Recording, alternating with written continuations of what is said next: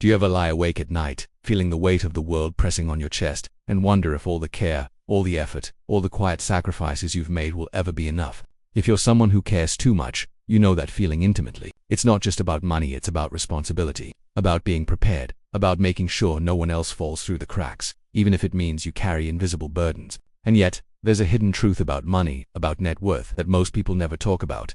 It doesn't just change your finances, it changes the way your brain perceives risk, the way your nervous system breathes, the way your sense of self expands or contracts. And when you hit certain milestones, everything shifts in ways that feel almost imperceptible, until one day you notice you are no longer the same person.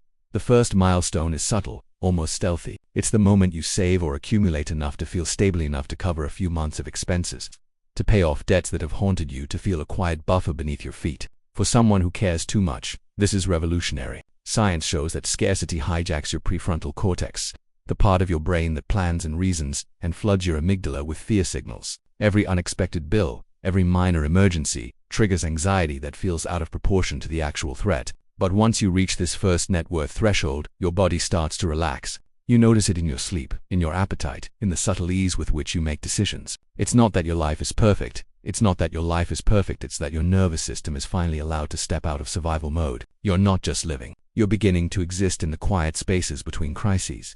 The second milestone is more emotional than numerical. It's the point where you have enough not just to survive, but to start thinking about choice, about what you want instead of what you feel obligated to manage. For people who care too much, this stage is disorienting. You begin to notice the patterns in your own overextension, the nights you stayed late at work, the loans you co-signed, the moments you said yes to everything, thinking that if you didn't, someone would fall. Behavioral psychology calls this hyper-responsibility, an overactive sense of duty that is both a gift and a burden. Reaching this second milestone creates a pause in that pattern. You can choose who you care for, and how. You can allocate your energy without guilt. The weight of obligation no longer has to be your constant companion. And yet, with this freedom comes quiet grief. You realize how much time, energy, and emotional bandwidth was spent trying to control outcomes that weren't yours to manage. That awareness stings, but it also liberates.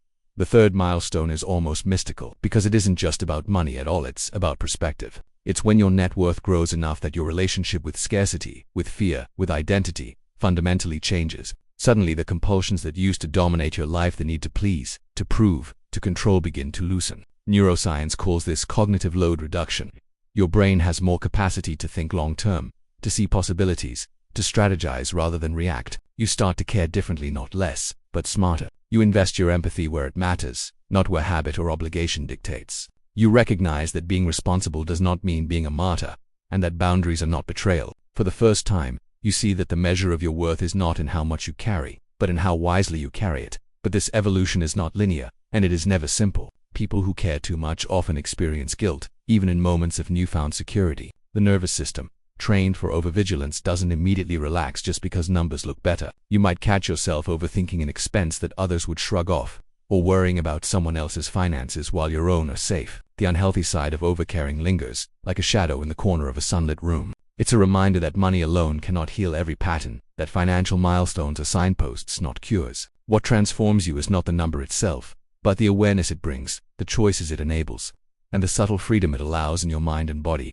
There's also an almost poetic irony here. The milestones that change everything are not the ones society glorifies: the six-figure salary, the luxury car, the flashy home. They are the quiet markers of internal safety, emergency savings, investment in yourself, long-term financial resilience. These milestones shift your psychology, your self-concept, and your relationships. You stop carrying burdens that never belonged to you. And in that shift you discover that the care you were once compelled to pour outward can now be intentional, sustainable, and profoundly impactful. You care not from fear, but from choice. The cinematic truth of these milestones is subtle. They don't arrive with fanfare, and they don't erase struggle, but they transform your internal landscape. Your prefrontal cortex, freed from constant fear, begins to guide your life with intention. Your amygdala, no longer constantly triggered, allows you to experience joy without guilt. Your empathy, sharpened by years of overcaring, becomes a compass instead of a chain. And in the stillness between financial milestones, you realize something deeply human. The work, the worry, the sleepless nights were never about the money itself. They were about learning to navigate a world that asks too much of those who give too much, and discovering that you can survive, and even thrive, without carrying every burden alone. So tonight, as you reflect in the quiet, ask yourself this: what would change if you viewed net worth not as a target to impress others, but as a tool to align with your true capacity to care. What if financial milestones weren't measures of what you've achieved, but signposts showing how deeply you've learned to protect your peace, your boundaries, and your heart? Because the real wealth, the wealth that transforms everything, is not in the number, but in the freedom to be fully yourself while still caring deeply for the world around you.